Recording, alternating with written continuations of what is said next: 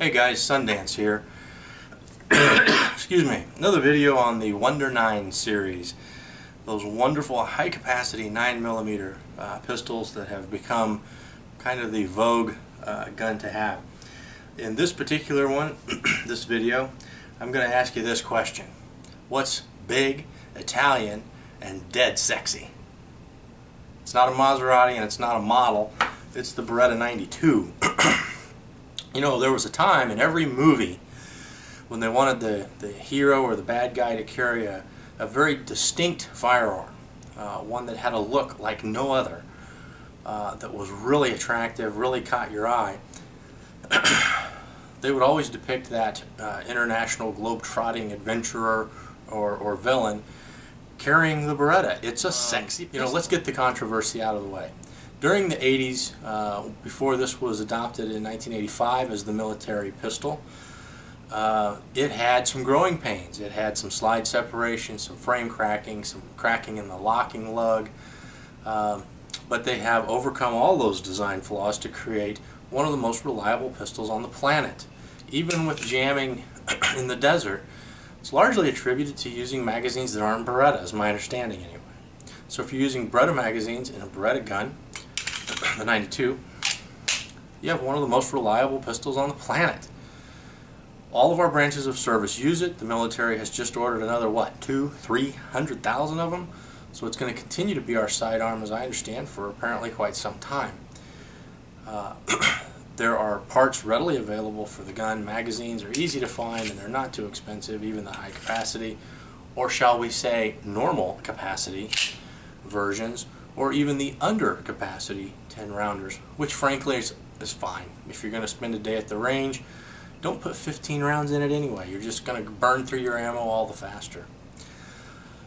I am a huge fan of this gun, but I'm a 1911 guy. The pragmatist in me also has to acknowledge that the Glocks and striker-fired pistols have a lot of advantages. They're good working tools.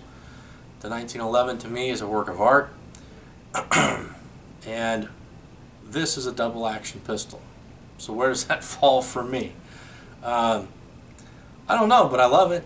And I think you should really look at this. Anybody that's interested in shopping for a pistol, this is a great design. It has a lot of history.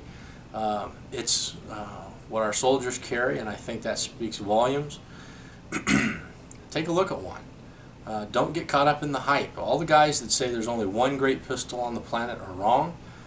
You know, one great pistol and the rest is trash. Not true. There's a lot of great designs out there. Find one you like.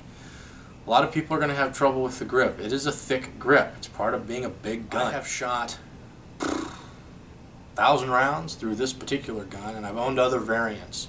I've owned the shortened version of the Centurion. I've owned the double action only with no hammer or safeties. I've owned, excuse me, the 40 caliber version, which is the 96 as opposed to the 92.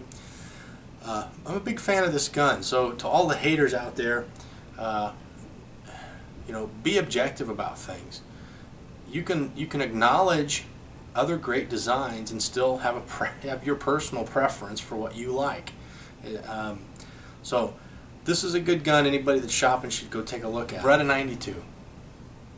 Take a look at a little tabletop and a little bit of shooting, and then go shoot one yourself and see if you like it.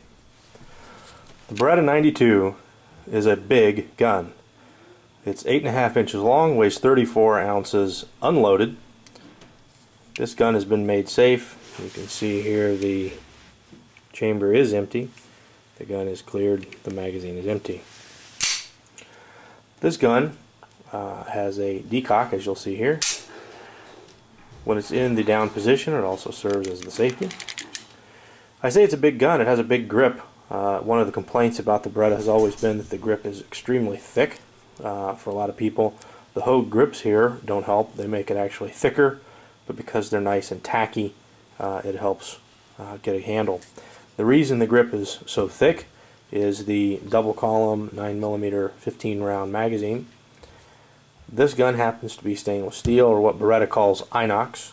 Otherwise, it's the fairly standard 92.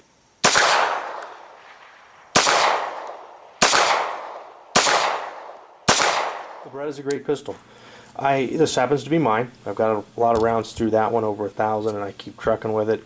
I have had in one of my prior pistols a case rupture on a hand load that broke the spring in the gun and shattered the grips off the gun into my hand. I replaced the trigger spring and the grips, no problem with the gun. Never had another hiccup again out of that same gun. One of my favorite variants is the Vertec.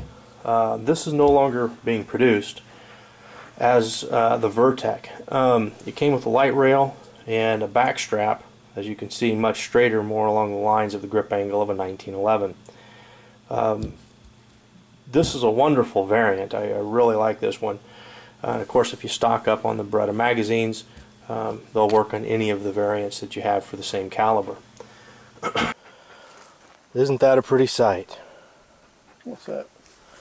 The Beretta and all the loaded magazines ready to go down there, see? Now, we don't play favorites when we test guns at the ranch, so we don't have any formal corporate sponsors or anything, but this video is brought to you by Mountain Dew and Vienna sausages, the unofficial corporate snacks of the ranch. Oh, and what's that hiding in the corner there? Does that look like the front end of a Sega 12 with a King's Armament muzzle on it? Dura-coated, tap coat. Oh, we better stop right there. We'll review that later.